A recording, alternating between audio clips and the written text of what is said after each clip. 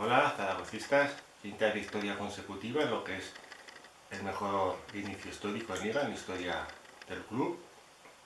Y una victoria, pues, como en Tenerife, pues, partidos que creo que hemos visto en la Romareda varias veces estos últimos años y que nos salía como derrota.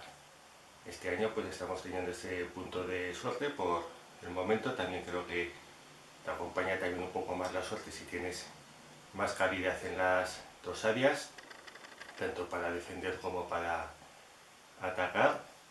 Y el partido de Cartagena fue realmente exigente y, como dijo Fran Escribá, pues esos partidos que hacen más fuerte al grupo por lo que cuesta conseguir la victoria y lo que es pues el sufrimiento, un partido que te toca defender, que no tienes la comodidad de salir con el balón, tener un poco de desahogo, pero al final sufriendo consigues la victoria. Y también los equipos que han ascendido los últimos años, pues habría que revisar sus partidos y ver en cuántos de ellos ganaron de esta manera, porque yo creo que serían unos cuantos, porque no siempre se gana de una manera que sea merecida, de que seas claramente mejor, que el adversario no haya tenido ocasiones, sino que se gana de esta manera, pues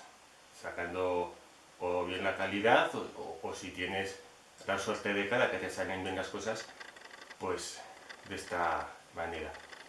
Lo más negativo sin duda pues la lesión de Nieto, a la que estaba en un buen momento. Coincidió también con el gol. Como dato curioso, con 11 jugadores no nos han metido gol todavía, porque fue con un jugador menos que metieron el gol. Y también la lesión de Frenzo, pero también se notó lo que hemos comentado de la longitud de la plantilla. Hubo varios cambios en el equipo titular y todos rindieron a buen nivel. Creo que fue bastante bueno el debut de Mourinho y desde luego que los centrales es la línea mejor cubierta del equipo, porque cualquiera de los cuatro tiene nivel para ser titular y hacerlo bien. De hecho, Luis López, que era titular durante buena parte del año pasado, ahora mismo es el cuarto central del equipo, lo que habla del buen nivel de la misma. Con estos 15 puntos, pues bueno, no es que haya que lanzar las campanas al vuelo, pero ya llevas esos 15 puntos, todo suma. Llegarán momentos, siempre lo comento, más complicados de que se pierda, pero es una carrera de fondo.